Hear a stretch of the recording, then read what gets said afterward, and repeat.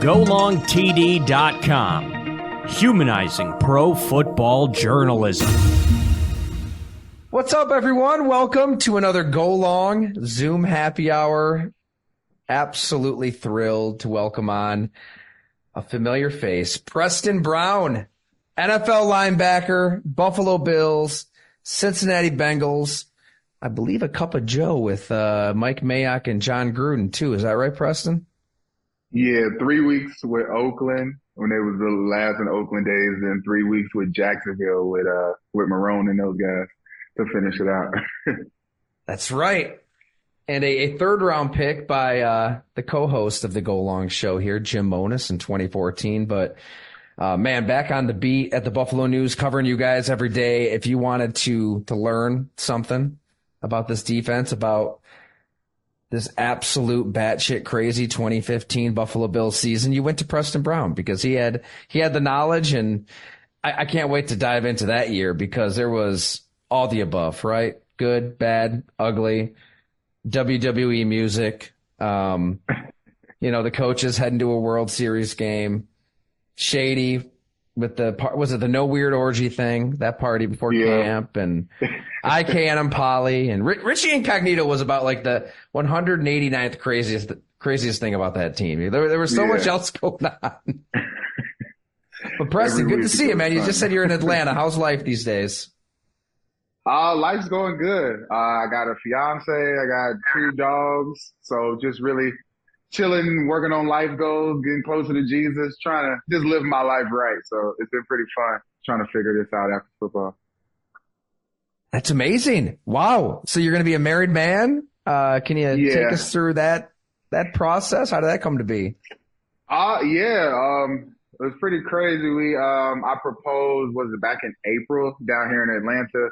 We took a helicopter to this venue, and then I proposed on the rooftop, and she was all crying and everything. And then we walked in, and all our family was inside, so we had the engagement party right afterwards. So it was a pretty good time. And now we got 2 dogs, a English bulldog who's about to turn 4 next month, Sebastian. And then we got a little Maltipoo who just turned 1, and his name is Samson. So just been trying to figure it out, having fun, but it's been good so far. Good for you, man. That's awesome news. I've said it a million times. If you can just somehow like bottle up that feeling that you have, those final minutes before you propose, it's the adrenaline rush is insane, isn't it? Just knowing with a few words you're going to change both of your lives, all of your family's lives, have kids. I don't think I'll ever replicate that feeling in life. What was that like for you? Yeah, it was definitely the most nervous I've ever been for anything. I never had to confess my love to someone and start a vow for life. Like, this is a big step in my life. So I was nervous the whole time over there, getting more and more anxious. And then you forget some words when you're talking, and then you just start rambling. I'm like, oh, will you marry me? Like, just get to the end, because I had no idea what was going on. I was just watching myself try to do this proposal. Love it. Well, man, we've got a good crew in here. I see some people trickling on in, so we'll open it up, let everybody ask whatever they want. I think the good place to start is just the fact that you played for 3 very, very different head coaches in Buffalo, right? With Doug Marone, and then the pendulum swings to Rex Ryan, and then it swings to Sean McDermott. I can start with the Bills days. When you look back at those Bills days, are there a few memories that pop initially that you'll never forget? I really loved that rookie year with Schwartz, because Marone really let the defense, really be our own separate team. So it was kind of like he was the head coach, like he was at Detroit, really, making sure everything. He was so detailed. He always came in his tie and his nice clothes and nice watches that I couldn't pronounce. So he was always, presenting something. So it was great being with those guys that first year. Wish they could have stayed longer, because then you just get flipped around, and then you got Rex, and then that whole world was just so much different, with, like you said, with the walk down music and all the exciting language. And it was just a lot going on, bringing in all these star talents. You look around and there's Reggie Bush and Percy, and everywhere you look, there's always a new star that you grew up watching. So, and then the family room afterwards, Duke Williams is dating everybody on the Atlanta Housewives and all that stuff. So every week it was just something new. No matter if it was before practice, after practice, before the game, after the game, during the game, it was just something that was always fun. And then the Buffalo fans were just crazy and always having fun with us. So it was a great time. Those 4 years, even though the coaches kept changing, it was still cool with the people in the building and the players and stuff really staying there throughout the course of it. The dichotomy of Rex just blows my mind still to this day, where, you know, his pregame speeches were legendary, right? Like Richie told us on here, I mean, he'd want to run through a wall for Rex, and guys love him. I mean, if you have an away game and you're in your hometown, yeah, you can go home, and, you know, training camp might have felt a little like a country club at times. He's very player friendly in many, many ways, but like I want to say you're 22 years old at the time. You're running that defense.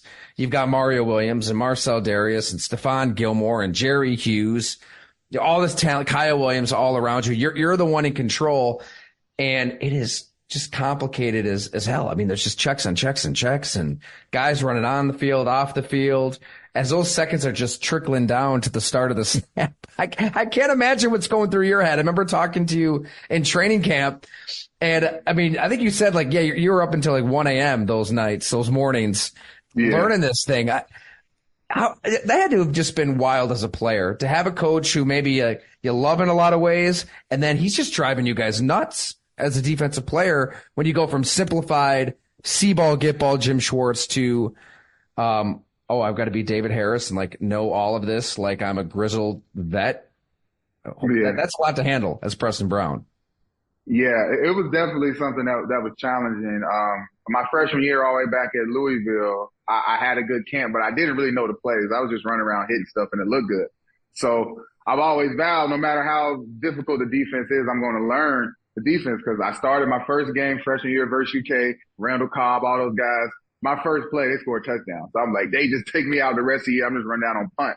So my dad and we was always focused on learning the plays. So that summer was long, just the verbiage, and I'm in the mirror just saying these plays over and over again so I don't sound silly in the huddle, because it's not just, you know, with Schwartz, it was just over three, ready?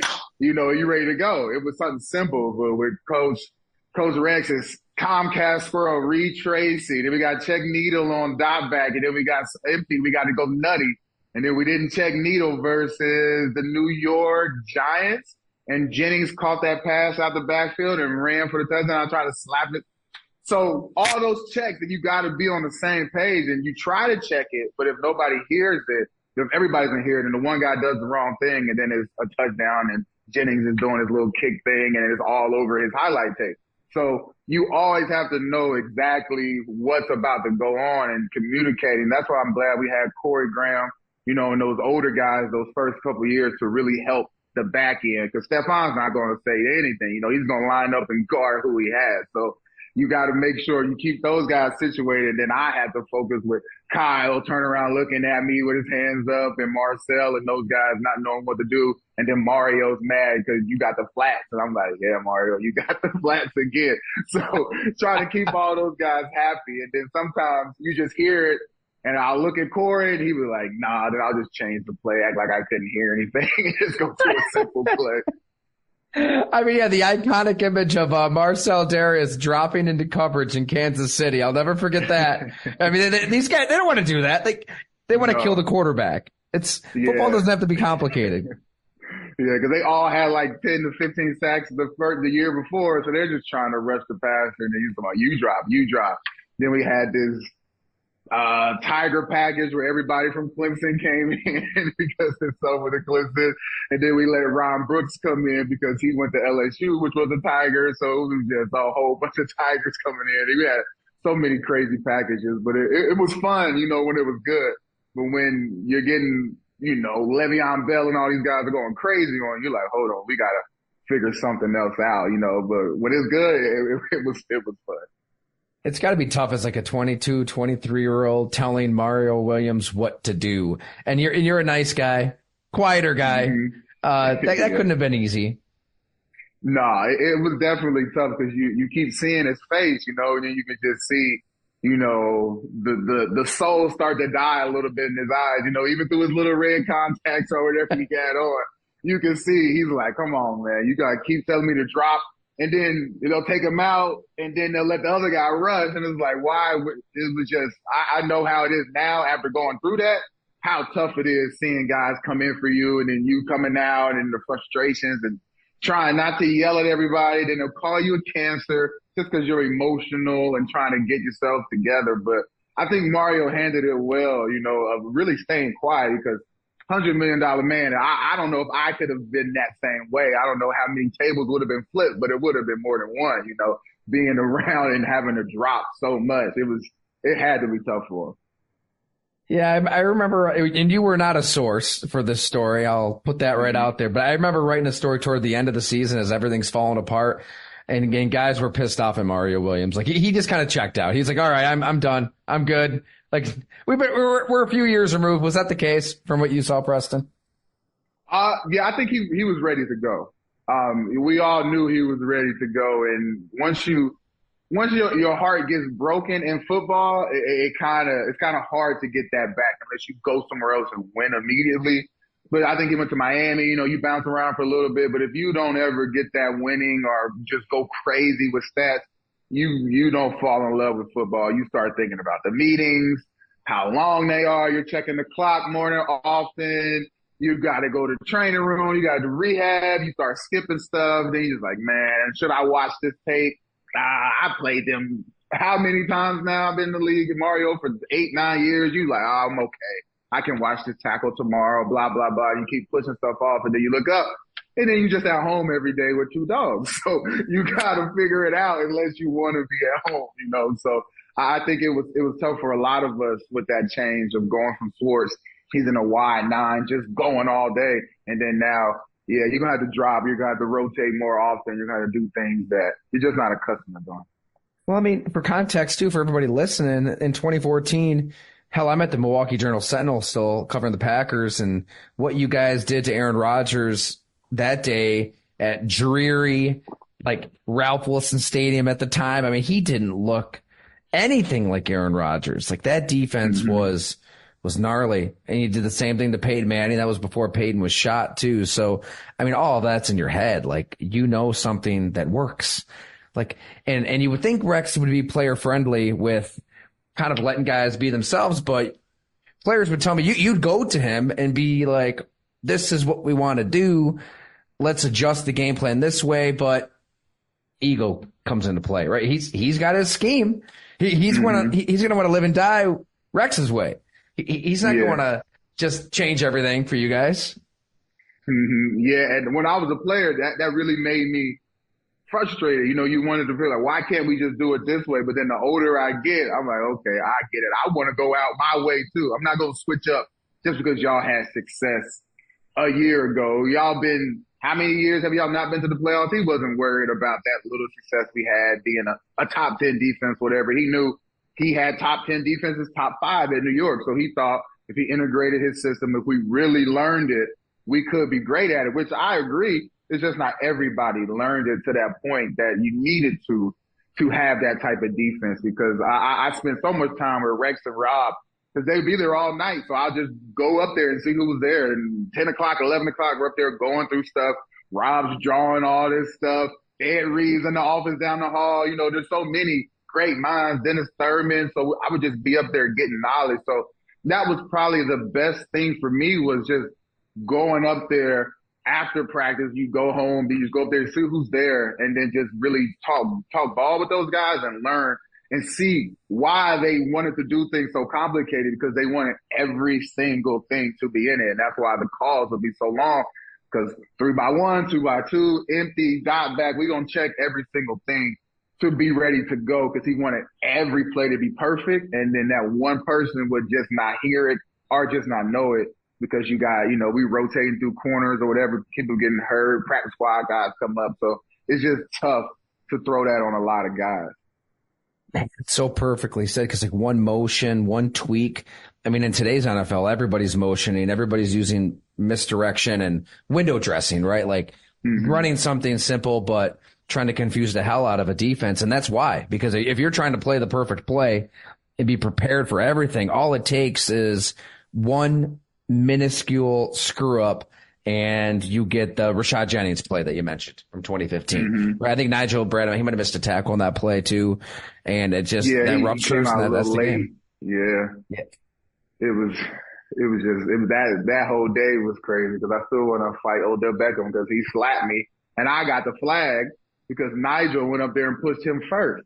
So that whole day was just going crazy. And if I ever see Odell Beckham and you see my name on the ticker for one day just slapping him, that's because I finally found Odell Beckham out in the street and I just going to slap him in the back of the head one good time just to get it out of my system. I'm glad you brought that up because that was when I really got to know the true Stephon Gilmore. That locker room, I want to say it was like Monday after the game, and like he was honest. I mean, he called like Odell Beckham like a little kid, a prima donna, just absolutely put him on blast. And then you guys are breaking down all these scuffles and fights throughout the game. And at that point, Odell's beloved. He had the one-handed catch, and yeah, you guys wanted to go fisticuffs that game. Can you bring us back to that day and why? Oh yeah, I definitely, because I still got that video, and sometimes you just watch it just to, you want to get angry one time and run a little longer. I'm like, let me watch Odell Beckham slap me in the head one time because he really slapped the heck out of me. Like I fell backwards because I wasn't expecting to get slapped. I was just minding my business. Then I tried to go over there, got a flag, got another flag for trying to rip the ball out of the running back from Boston College. I tried to rip the ball out of his arm, another flag. So they was just throwing flags, but letting him continuously push Darby, push everybody after the play, talk crazy, do whatever he wanted. And it was like, okay, I'm going to get him. And then DT told me after the game, he was like, you'll play him again and then you'll get him. And then every time I was going to play him, either I was hurt or he was hurt. He went to Cleveland. I was hurt at Cincinnati. He was hurt at Cleveland. It was like, oh my goodness, I'm never going to see him. But one day I'm just going to see him at one of these events or something, a golf retreat, and I'm just going to throw a ball or something and hope I hit him. I'm going to get him back one day. But maybe our kids will meet up one day and be able to get it out. So if you see Odell Beckham in public, Preston Brown's just going to beat the shit out of him, like just right? No, just one good slap, and then whatever happens after that. If he wants to fight, okay, but I might be able to just slap him and run and then hopefully not have to go to court. So see if I can just slap and run. You could give us a Chappelle style, like just say, what did Five Fingers say to the face? And then just slap him. Yeah, that's it. Then I'm getting out of there. Because my fiance is about to be a lawyer, so hopefully she can get me out of anything I get into. It's perfect setup then. You can arrange everything, right? Get your legalities out of the way and you'll be set. Yeah, just a slap by and run. No matter. All right, I'm going to shut the hell up. We've got Brian, Colin, Tim in the house. I know they've got stuff to ask you, Preston.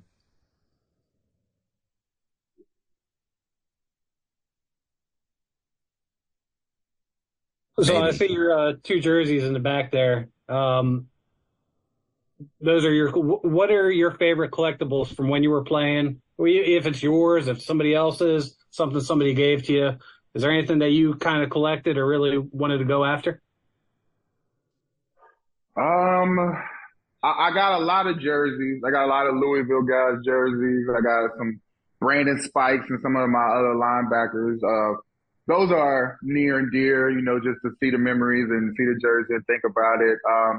My parents got everything at the house in Cincinnati. So they got all my helmets from all the way to Little League up. So all my trophies. So it's like a real museum when I go back to my parents' house, which is nice. But I think my favorite thing is probably, it might sound weird, but the NFL give you these practice pants, these black practice pants that go all the way down. So I wear those at least 3 out of the 7 days a week. I just love wearing those pants. I think they're just good for everything because I'm always exercising and running around with the dog. So those are my favorite thing that I use and wear consistently. I like it. Well said. What do you like to do today? Like, where do you get your satisfaction when you wake up in the morning? I mean, that's always hard. We had Alex Green on one of these a couple weeks ago, and man, what he'd been through post NFL is devastating. But you seem happy. You seem fulfilled, at least 24 minutes into this thing. What's your day-to-day like, Preston?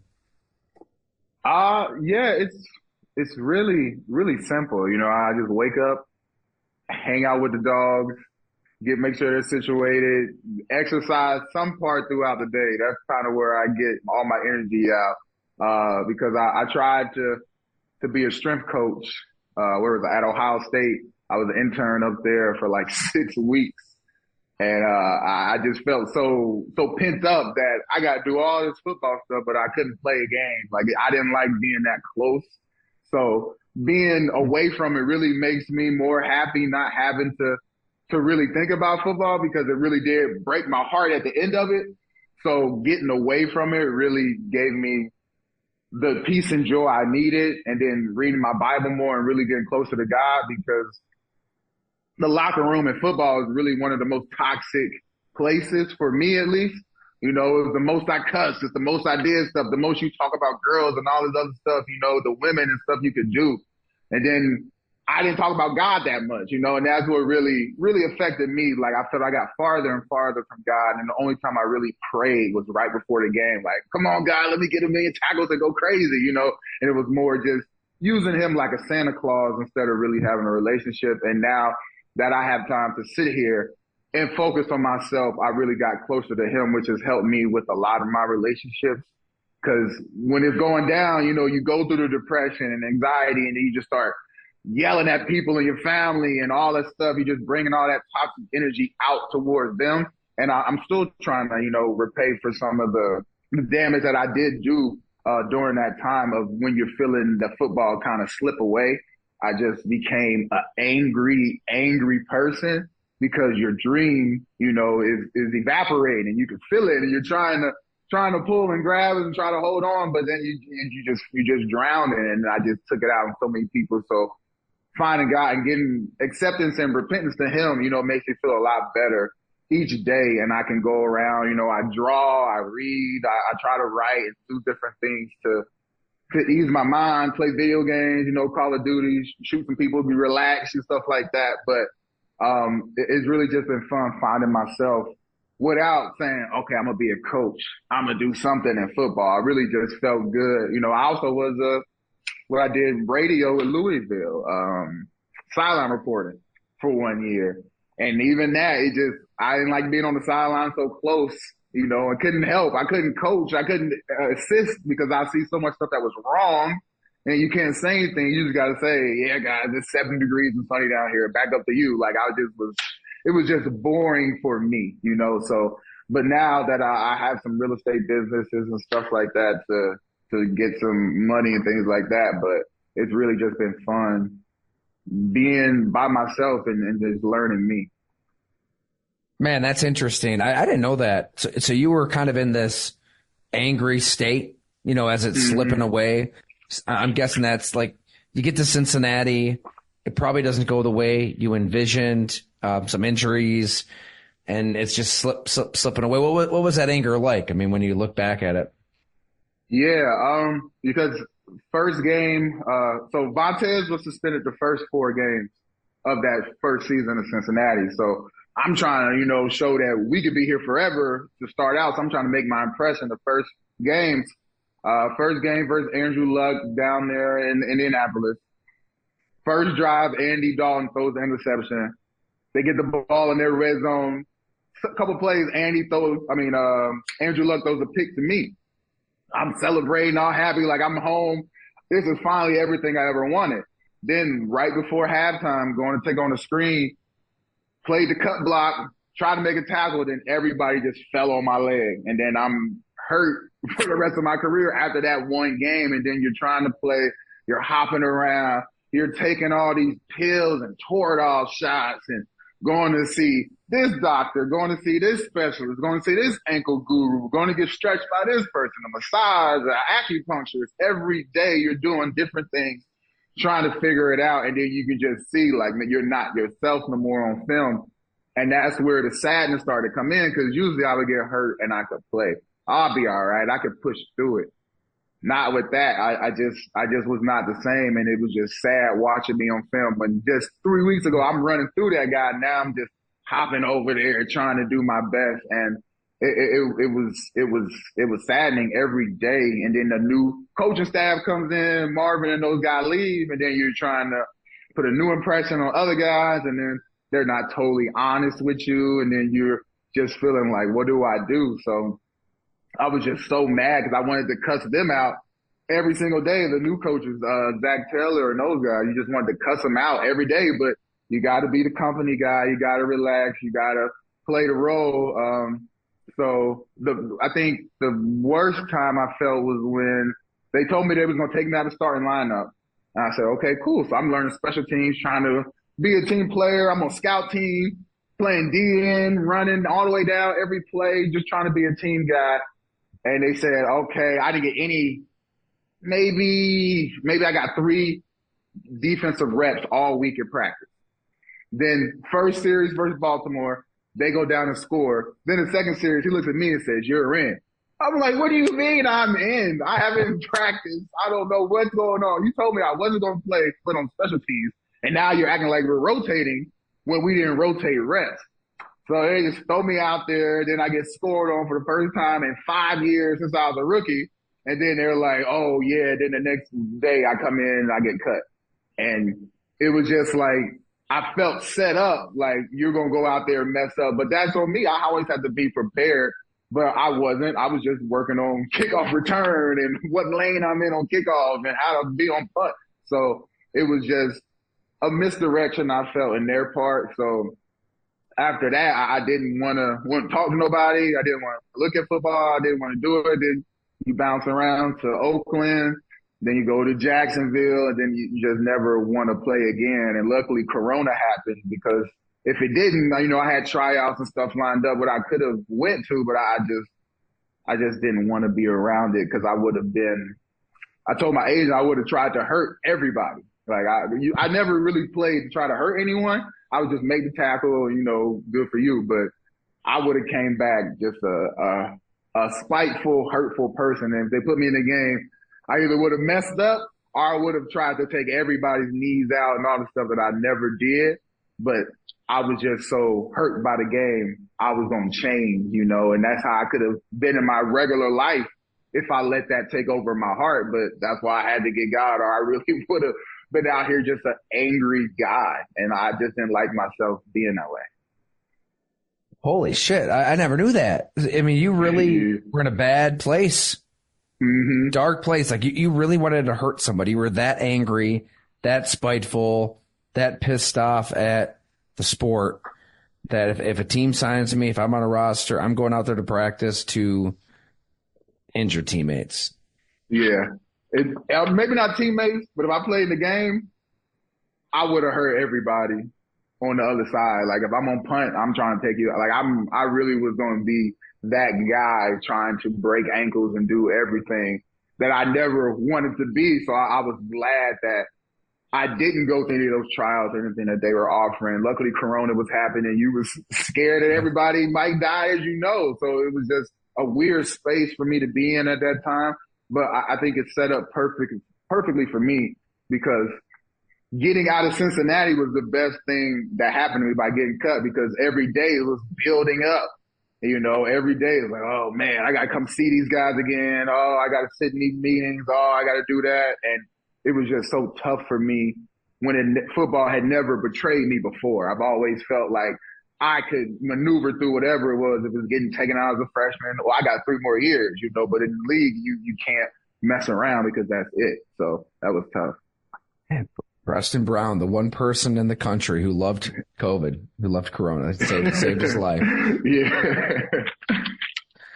I know Brian and Tim are in here too, and a few other. I mean, if you guys want to jump in, feel free to fire away.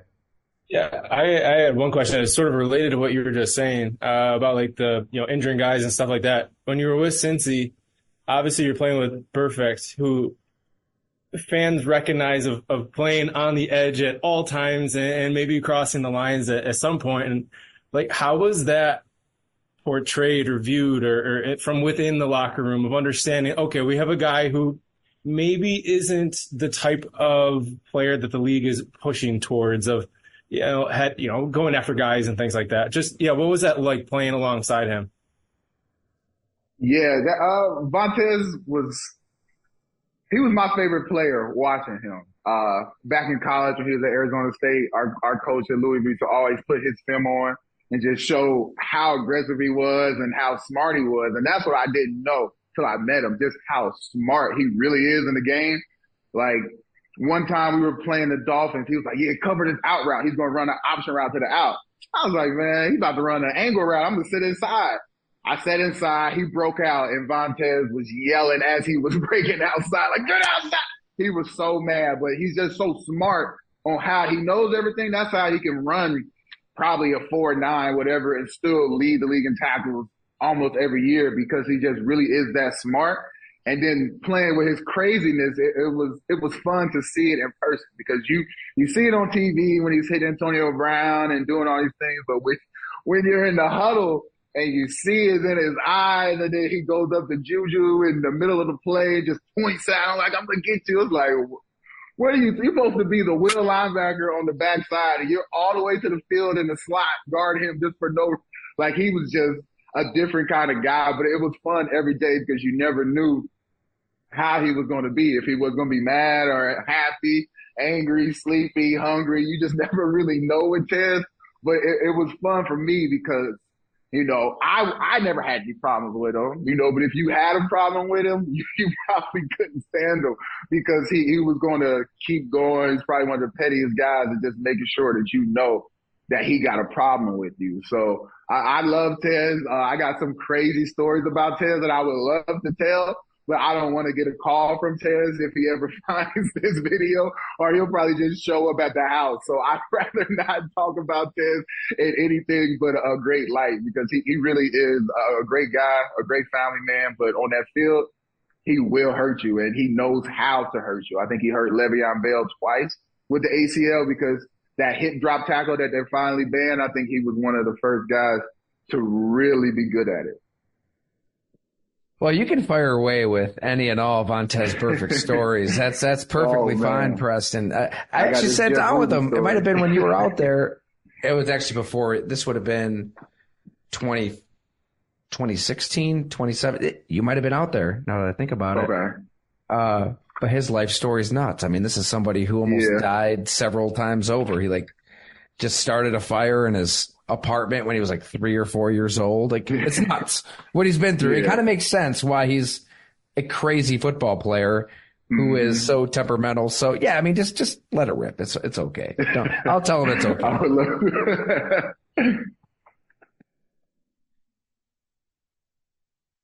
There's a couple of other stories I wanted to bring up too, just thinking back to when we've talked in the past.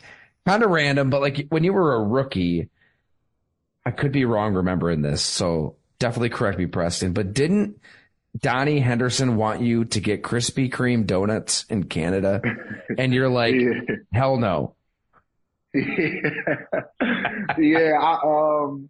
told me rookies gotta get donuts. You know, he came up to me like, rookies gotta get donuts. I was like, all right, tell one of your rookies. Like, I'm not a DB, so why are you even talking to him? He was like, no, you gotta go get the donuts, Krispy Kreme. I was like, all right, cool, coach. So I went to, Tops up there. Tops had, the Krispy Kreme section. So I went and grabbed a whole bunch and brought them up the next day. He's like, oh, no, you gotta go to Krispy Kreme. You gotta go to the real store. I was like, there's not one in Buffalo. He was like, yeah, you gotta go to Canada and then come back and make it back before practice. I was like, coach, I'm not going up there. I promise I'm not going to do that. I said, if you want me to do that, we're going to have to fight. And I'll have to fight you every day. I'm not going up there for no donuts. There's no way. I may be 21 years old in the NFL, and you may have coached for 21 years, but I don't care. Either you go get those donuts, coach. I'm not going up there to get no donuts. It's the same thing. If the hot lights on, but I got to drive an hour back, they're going to be the same as the Tops donuts when I get here, coach. So that's probably one of the last times I talked to him because he thought I was just a regular rookie who was just going to say, oh, okay, coach, I'll go get it. You're not my coach, first of all. So he's the DB's coach. That's right. I was like, you're not my coach. I got Coach Pug, and Coach Pug said I don't have to go do that. So unless Coach Pug told me to go up there, then I would have done it for Coach Pug because I love Coach Pug. I don't love coach. I don't see you. You're with your coach all day. So I'd rather not do that. And unless you want me to do that, we're going to have to fight if you keep bringing that up because obviously you want to. So that was it with him. And I haven't talked to him since. So he's like, because he stuck around from Marone to Rex for another year, I think. So you were done. You didn't talk to him. It was known. You told him no donuts and he didn't mess with you anymore. Yeah, I didn't say much. Luckily, Ed Reed came in as the safety and stuff coach, so I could talk to him about the back end stuff. But me and Donnie after that, I just wouldn't, we wouldn't even lock eyes. It was just understood that if you ever bring us some donuts, we're just going to have to go in the back and put some gloves on or something because that's just crazy, coach, to think I would ever do that. Like that, I don't even have a passport. I'm a rookie. I don't have nothing. I purposely didn't get a passport so they couldn't make me go to Canada for rookie night. So I made sure not to mess with that stuff. That's the thing that people don't understand. Like, yeah, Buffalo, we're right on the border, but it feels like Canada is just way further away than it really is. Like, you don't really cross the border because you're going to sit there for a long time, even if you do have a passport. And it's just such a hassle in a million different ways. So, yeah, that's quite the ask. And he just said it like, yeah, of course Preston will do it. He's a rookie. Get your ass over there. Like I was one of his rookies. Like he didn't have 5 other rookies in his room, and they were shaving off their eyebrows and tying them to goalposts. DBs are different, with their rookies. I never got into that. Spikes and Nigels maybe carry equipment. That's fine. But if anybody starts changing your face, we're just going to have to fight. That's just how it was. We're not going to do none of that. We're going to have to fight, but they just let it happen. They had a lot of undrafted guys, because they didn't try that with Darby. They just taped them to the goalpost. But shaving the eyebrows? Who actually shaved their eyebrows and did that stuff? I think Kenny Ladler, the undrafted safety from Vandy. I think Deion Broomfield from Iowa State, another undrafted guy that they messed up his head. I got it all in my Snapchat stories because I was like, I saved it because I was like, this is memorable haircuts that y'all really let them do that. Like, we're not all grown men.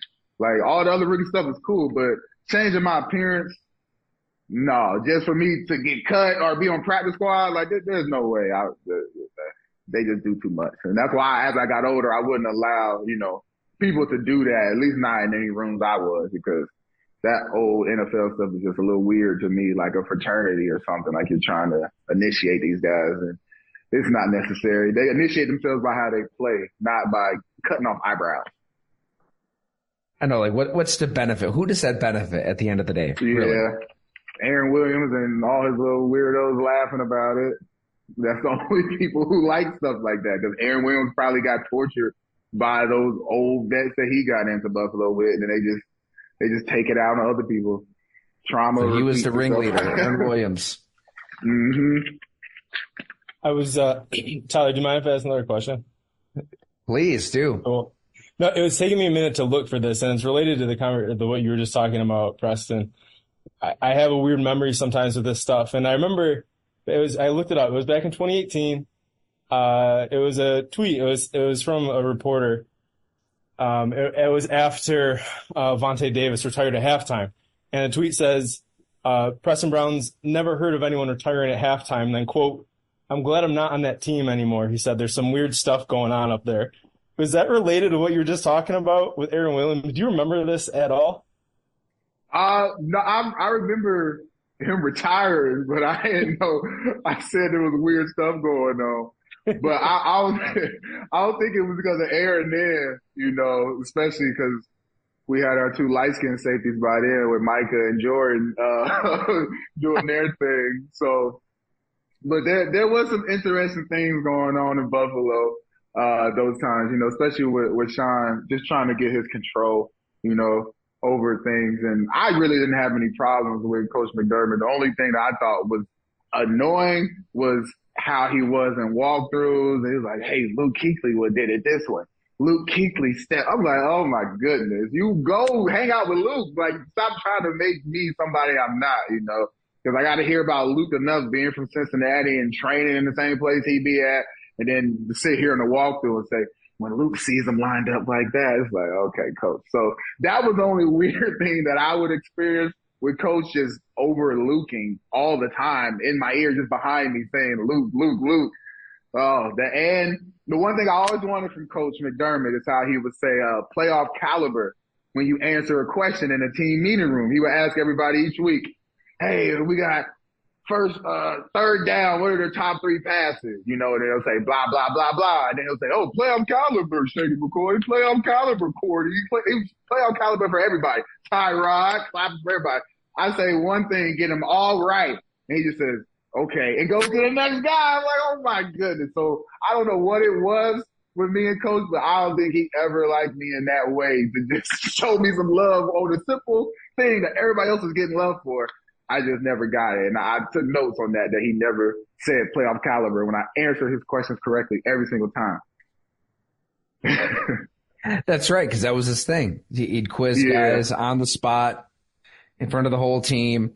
So, I mean, I'd imagine that that would be a little stressful for some. I've talked to some who didn't enjoy that environment. Maybe Cordy Glenn isn't answering a question right here or there. And there's a few players. But yeah, it was a little annoying to hear playoff caliber. Now, I think he's changed over the years, so you would hope so. But coming in, I get it. Like, to go from Rex Ryan to Sean McDermott, like, if Rex is country club and going to the World Series, and there's another story I would love to tap into before we sign off. Like, if you're this laissez-faire and this laid back, it's going to swing back to Sean. It's going to swing back to discipline and control. I mean, that's what's needed, really, as a franchise. And also his scheme is preferable. I imagine as a linebacker, you like the point A to point B, simplistic, just let me play off my instincts versus players running on and off the field. And if they do this, we have to do that, and trying to be in the perfect play 60 plus times a game. I mean, that would be hell. So I do get the pendulum swing back to Sean. Yeah, it made a lot of sense because we were basically doing whatever we wanted to. We went to London. He would let people stay. We didn't have to get money from the team playing. If you're from the city that we play in, you could stay. Like, there was a lot of different things, that I feel like if we were playing well, would have been great. And we all could still be there if, we were playing well and winning games. But the fact that you're losing and you're doing things that are a little irregular, it's just not going to last, But I think it was really needed. He's doing a great job with the overhaul of that whole building, because it definitely needed it after all stuff that we have been going through. Was it the Monday Night Football game against Seattle where things kind of came to a head? Jimmy Graham went nuts, from what I remember. And Zach Brown, he's another linebacker on the squad, right? He was pissed. He wanted to cover Jimmy Graham. He wanted to change stuff up, and maybe Rex didn't. And if my memory serves me right, like, you were hurt or something. You had an MRI, so maybe you weren't in that meeting that next day. But I want to say Zach Brown and Rex got into it. So that was kind of that was an inflection point of, like, things starting to go haywire a little bit in 2016. Yeah, Jimmy Graham was going crazy on Robert Blanton, safety from Notre Dame. So we were just doing basically man with him, the whole game. And Zach was like, why can't I do that, basically, And then in the locker room after the game, he's talking to me, talking about, oh, man, we should have did this, we should have that, blah, blah, blah. Then all of a sudden, Rex and Rob just come in. He's like, oh, we're here talking about the defense. We was like, oh, shoot. So he's like, don't talk about my defense. We did all this, blah, blah, blah. Rob was just saying all the things that we did that should have been correct, blah, blah, blah. And then Zach was like, all right, coach. He backed down. And then the next day when we got back, that's when I had the MRI and they were in the meeting room. And I guess Jerry Hughes had said something that made everybody start arguing, but I missed literally, I don't know. As soon as I walked back in, everybody was like still like huffing and puffing, but no, they were just talking about the play. But I had literally just missed Jerry go off on Rob, I guess, or somebody in the room. I don't know exactly who was going at who, but I know Jerry just don't care sometimes and would just say what he's been thinking. So it just came out. And then as soon as I came back in, I'm looking at everybody's like, looking at me. I'm like, I don't know what happened at all, but I did see the Zach one where, just in after the game, just talking about, oh, coach made a bad play, blah, blah, blah. Then they came in, did sentence and called us. We thought they'd be out there shaking hands, kissing babies for a while, but they was just so mad that they were in there too, because we were like the first two in the locker room. We just ran straight out, and then they came in and called Zach. Luckily, I didn't say nothing because, two more sentences, I might have been going in too with Zach saying, yeah, we should have did this. But luckily, I hadn't said anything yet because I'm pretty sure I felt the same way. Like, just let Zach guard him. Zach was our best cover big guy. He run a 4.4 at 250 pounds. Just put him on there. At least let him try it, But Blanton was just getting toasted. That was that was a bad day for him, But I think it was funny, but I missed the best part, which I'm still mad about. Yeah, with Jimmy Graham that night, 8 catches for 103 and 2 touchdowns. You guys lost 31-25. I mean, it was a hell of a game. Yeah. It's middle of the season. Like, that could have been a moment that turns things around for Rex's Bills. Yeah, that would have been a good one, especially on a nationally televised game. Russell Wilson, all-star power they had still back then. It definitely would have been a good win. A lot of weird stuff was happening that game that caused it to happen, but we tried. Was that the week where the coaches took the party bus down to the World Series? The Cubs and the Indians? I think it might have been. Yeah, they were going everywhere. I couldn't keep up. They were always in Cleveland because that's when Cleveland was going to the finals all the time. Yeah. So luckily that was like OTAs and stuff. But they were always I know players were pissed about it to a point, but then also there may or may not have been somebody in your huddle that was drunk when they did it. So it's like if the coaches are doing this, the players aren't going to be that upset also. Yeah, because you just knew that's how Rex, DT, and those guys, if they had the opportunity to go fly out and go see a game, they was going to do it. They were gone. But then, they really did work. So that's why I had no problem. A lot of guys might have been mad because they weren't up there at 10 o'clock when I would go up there and see the coaches really working. Like, they really did grind more than any other coaches that I had during that time. Because I'd do the same thing. I'd go back up there my last year in Buffalo and nobody would be there. I'd just be in the indoor working on stuff. But those guys, they really did work. Like, they'd be in there all day because it's so difficult. They got to work because they got to tell us all these checks, all this verbiage. Everybody else just said, we're going to play cover 3. We're going to have our eyes on the ball and we're all going to break. So it's a lot simpler for them to go home to their kids at 7 p.m. Rex and Rob, they don't care. They're going to be there until it's done. Was that true, though? Was there somebody that was a little hungover, perhaps, in that huddle? I don't know. For that game, I'm not sure. I don't know if it was that game. At some point, I thought you told me that. But it is hard defense to learn. Because I'm sure a lot of those guys was drunk a lot of the time. Sometimes you can smell it in the huddle, but I'm not sure, when that all happens. Now it's all running together. Yeah, you put it perfectly. I think you said at one point to me, you can give a 12-year-old dog free time, but you can't give a 12-week puppy free time unless you want everything ripped up.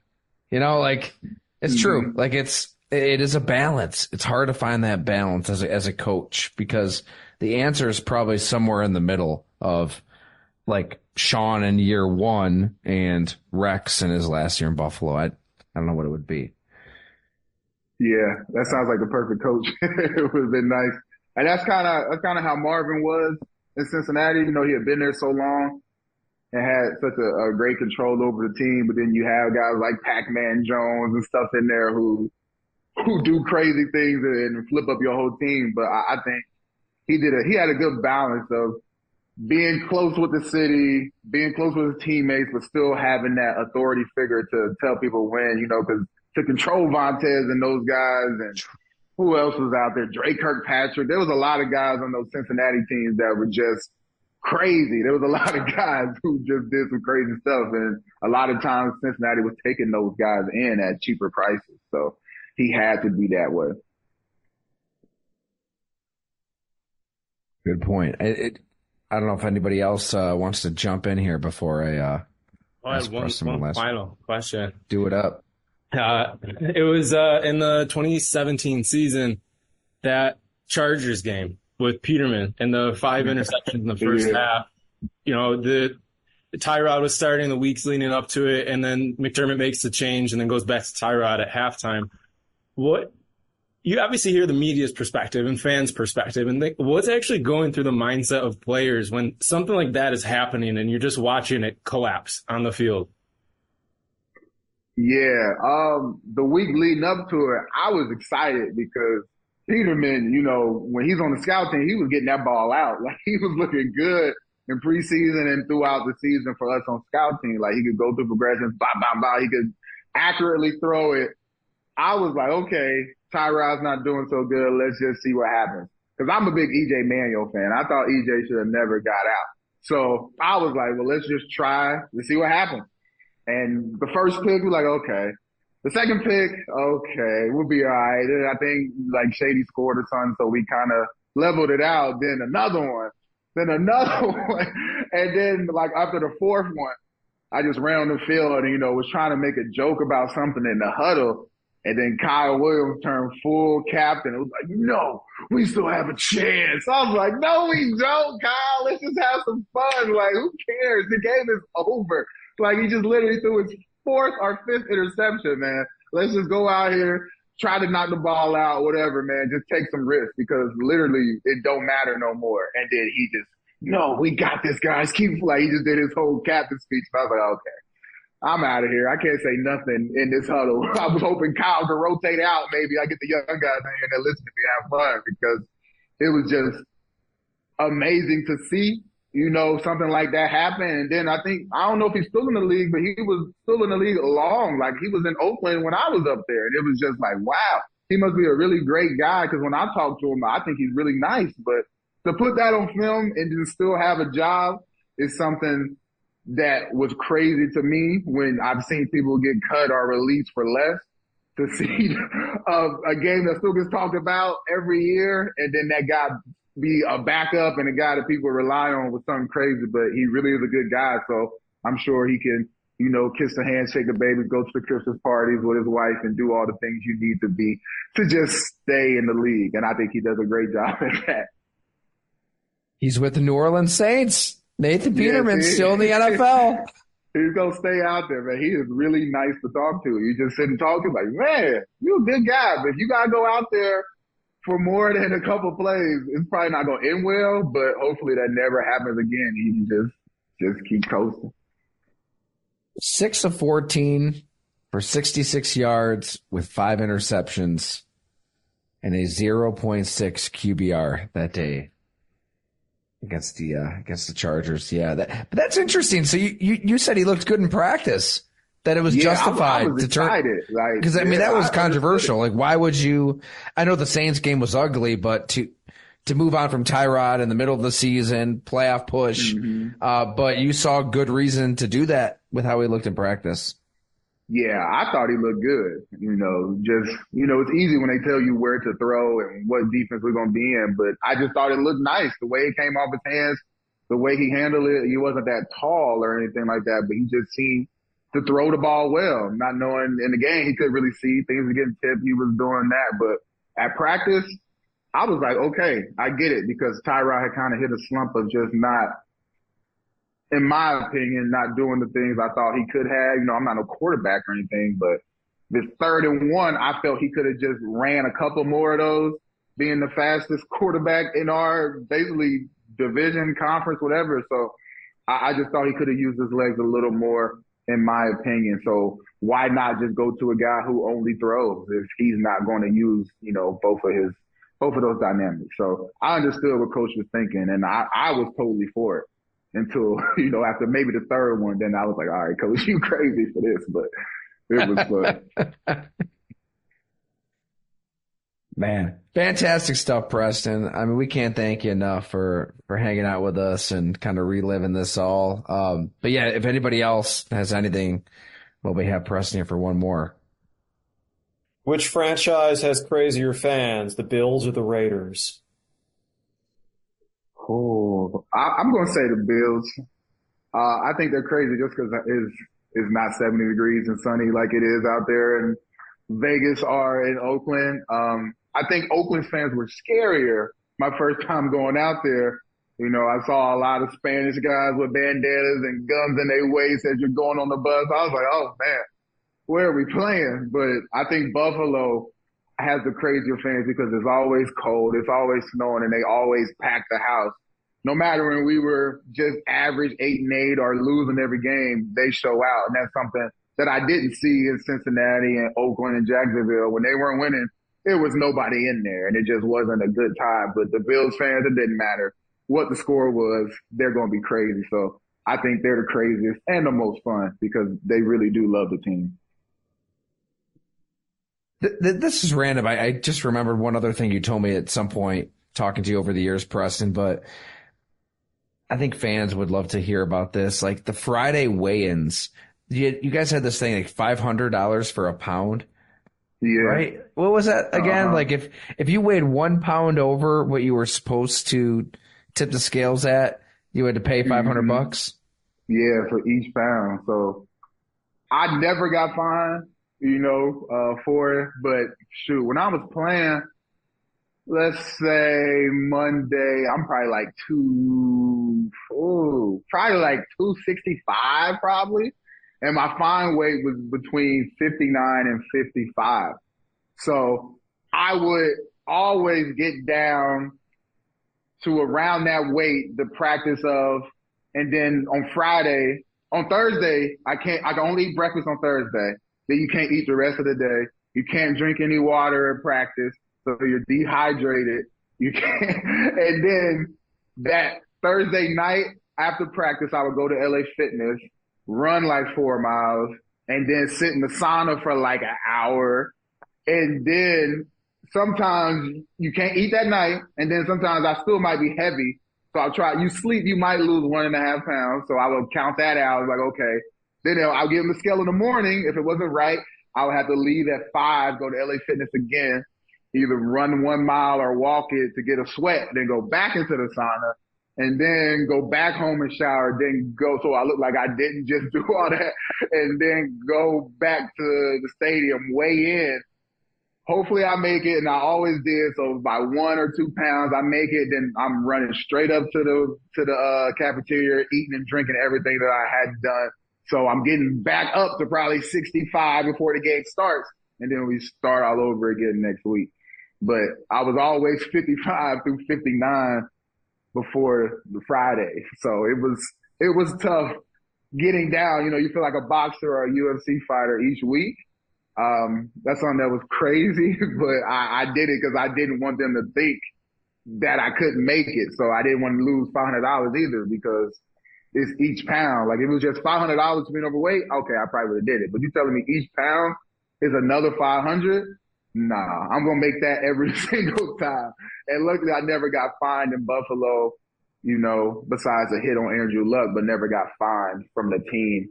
Then I only got fined from Cincinnati once because my iPad didn't update because I was on the wrong Wi-Fi and I kept checking the schedule and I was like, okay. And I pulled up. It was like, where have you been? I was like, oh man. So that was the first and only time I ever had been late and got fined in Cincinnati my second year. So I made it out pretty good, but then when you start getting fined, they think you're a cancer and think I'm doing wrong and not professional. But I really was looking at it all day, trying to make sure I was on time. I just didn't make it on time. The 500 a pound, that was Rex, his era? Yeah. I think Marone was probably like 375, and then it just goes up every year. So who knows what it is now. Oh, so that's like a widely agreed upon thing throughout the NFL. Yeah, I think the Bengals was like 500 too, but they didn't really care as much. But Buffalo was serious with Ciano and those guys. Yeah, I think it was more of his thing, so he kept going up every year. I just love that with Rex. It's like, okay, yeah, go out to Chippewa Street and drink like a fish if you'd like, but when you tip the scales Friday, you better not be overweight because we're going to take your money. Yeah, they definitely will because they gave like a grace period and stuff for late to meetings, and he never really fined really as much as he could. he really looked out for a lot of the guys, like Corey and guys who would just come in late or whatever. But he made sure to look out because he could have took way more. Yeah, that makes sense then. Mm-hmm. I'm picturing Booby Dixon stepping on that scale. Poor Booby. Oh yeah, those latter times of Booby, he was up there. He tried to act like he wasn't, but he was doing the same type of stuff I was, trying to lose and sit in the sauna and do all that stuff. He was doing the same thing. Spikes was meeting at LA Fitness. He was on my membership, so I had Spikes up there in the sauna. He just being there all day while I'm running. He's in the sauna the whole 2 hours.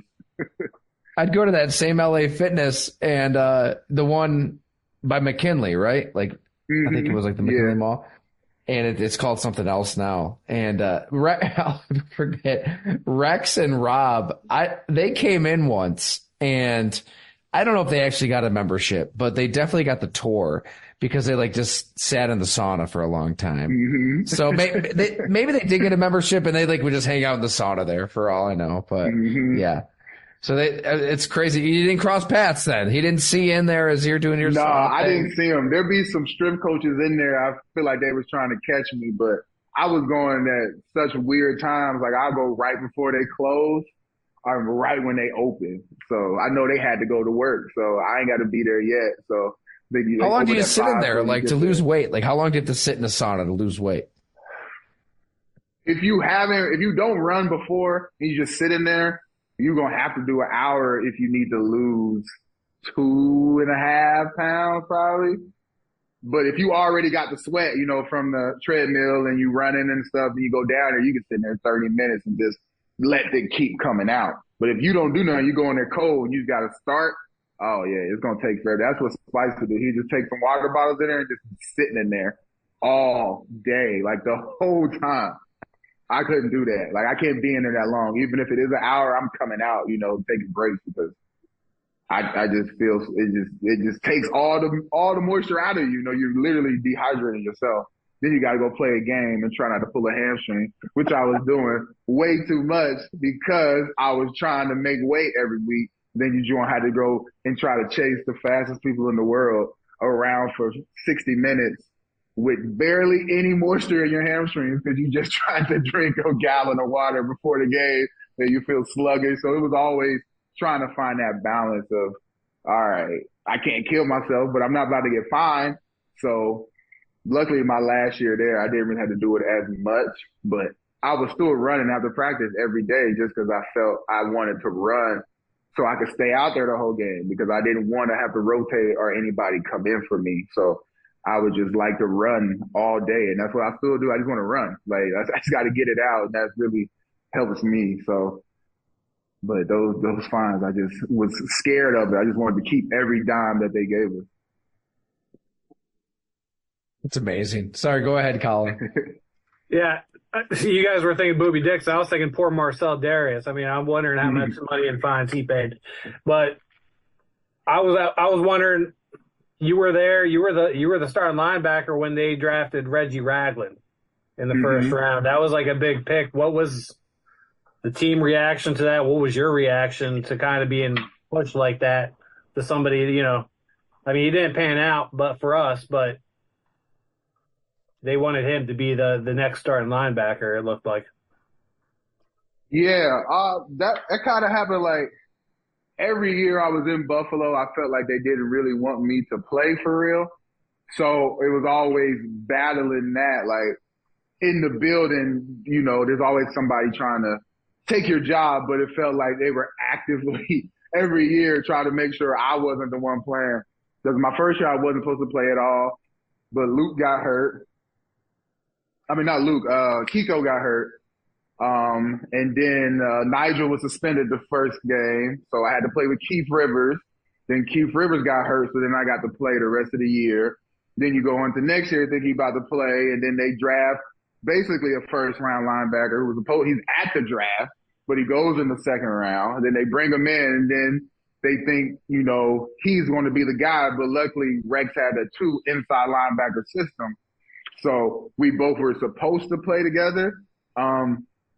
And he was just really athletic for how big he was, which was surprising to me. I mean, we go into the gym up there, St. John Fisher. He's windmilling in the gym, catching oops off the backboard, stuff that I didn't think he could do by the way he looked, but he definitely was really athletic. And then it was unfortunate. He trying to tackle Reggie Bush, he ended up tearing his ACL up there in camp. And I think that really just shut him down.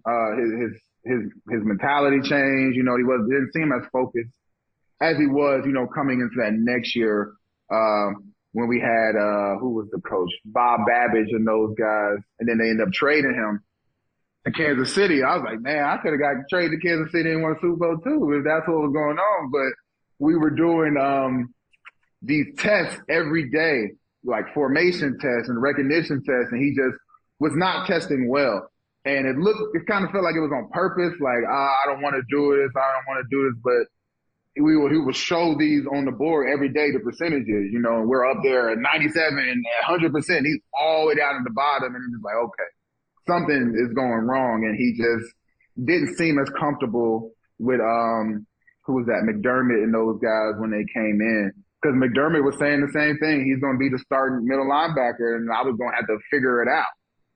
So once we got there, it was like every year I had to prove myself to a new set of coaches because I just had my coach here, but now he's gone. Then you try to make Rex fall in love with you, then he's gone. So it was always like, dang, as soon as you finally figure somebody out, you got to start all over, and then they're throwing a guy in there trying to start over you. Luckily, Reggie, he was a good guy, so it wasn't like irritating to be around. We're still friends today, so he was a really good guy. But it was tough some nights. You read the clippings, you type your name in on Twitter or you type your name in on Google and see all the projections for starters, and then you're not in it. It's like, man, that was tough dealing with. But I felt if I was healthy, I don't care who the guy was, I could figure it out and find a way on the field. So that was fun for me with those battles. But Reggie never really caught on with McDermott, which really got him out of there that first year with him. On the Plus, same, Matt Milano was a rookie too, right? Sorry, yeah. I was going to go to Kiko. Kiko going out when McCoy came in. I'm guessing that was the flip side of that coin. Was there something behind the scenes that made it easier for them to get rid of Kiko, or was it just it's shady? Yeah, I think that opportunity to get McCoy was just so big, and Rex didn't know Kiko at all, and he didn't have that relationship. I think if Marone was still there, I don't think, stuff like that would have happened that way, because they saw that year where Kiko was going crazy as a rookie and all the great things he was doing, and they knew him on a personal level. But you come in with a new coach, they was like, okay, who's the linebackers? Well, okay, me and Nigel had over 100 each. It was like, okay, we can figure those guys out and then use him for value, I felt, because Kiko wasn't doing anything wrong or anything. He was always in meetings, telling jokes. The jokes never made any sense, and he would say they sound better in Spanish. I'm like, okay, Kiko, I don't think it sounds good in any language, but he was just always being Kiko. And he was one of the most fun guys around that I wish I got to play with, because when we did play together in OTAs and stuff, oh man, we were killing EJ and Chris Hogan and all those guys. We were kicking off things left and right because he just knew so much, and we let each other play free that I think we could have played off each other really well, but it just didn't work out that way. But Kiko, he's one of the funnest teammates I had. Preston, thanks so much. Dude, this was incredible. Spending an hour plus with us, reminiscing. Please come back anytime, any day you feel like it, all right? I will. Thank you. I had a great time. It was great to see all of you. Hey, before I forget to, Jim Monas did text me. What did he say here? Okay. He said, tell Preston from me he was one of my favorite draft picks. Jim Schwartz knew he could communicate and had AA, accountability and availability, productive and tough. He makes scouting fun. Also, Preston thinks that he's an NBA player at heart. Is that true? Yeah, I wish. I really thought I was a high school basketball player. I only had one letter from Worcester in Ohio. I think they're Division III. That was my only look, but I was all city honorable mention, and then I was all league. So I love basketball way more than I love football. Like I could watch basketball all day, but you tell me to watch football, I'm like, all right, when can we leave? Because it's kind of like watching film. But I love basketball, and Jim was great. We went to this restaurant out for my visit, pre-draft visit. I forget what it was, but we had this Giancarlo's probably steak. Right.